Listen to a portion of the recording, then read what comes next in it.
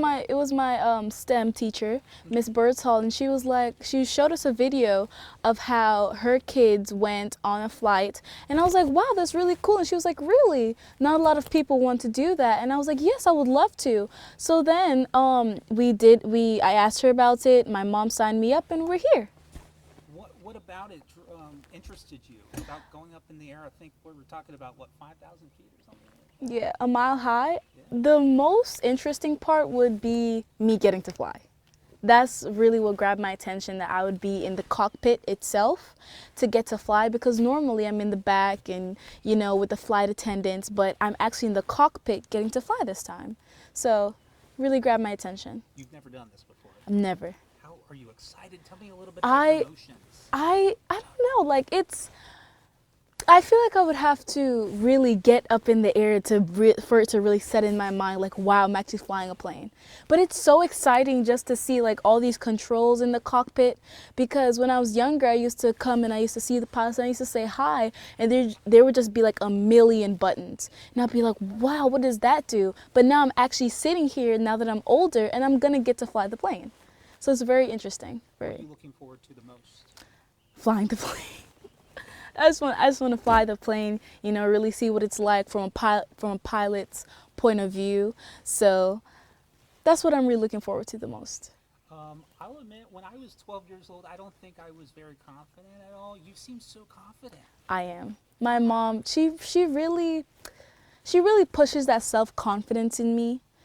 Even when most of the things that I say probably won't come true in the future, but she's like, don't say that, don't believe that, you can do anything that you put your mind to.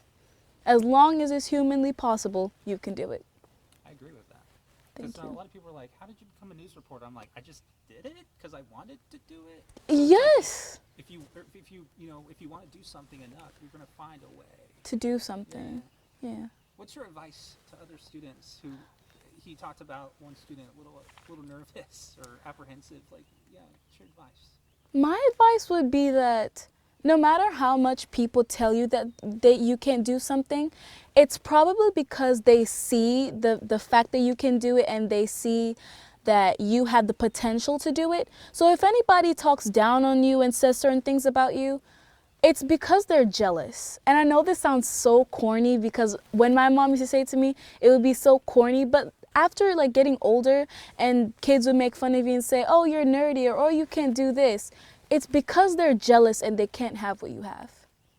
I think that's accurate, very true. Thank you. We talked a little bit about what you hope to be or aspire to be when you get older, and how that might translate to being a pilot and stuff like that? Yes, so I want to become a lawyer, but I also want to become a lawyer in multiple areas of the world, because I kind of want to incorporate science, flying, and loving to represent people and be in those type of true crime, type of settings. So flying, I can fly myself in between jobs from France, Italy, that type of thing. So that's what really also propelled me to come here for STEM flights. You have any questions? I'm excited to fly with you, girl. Thank you.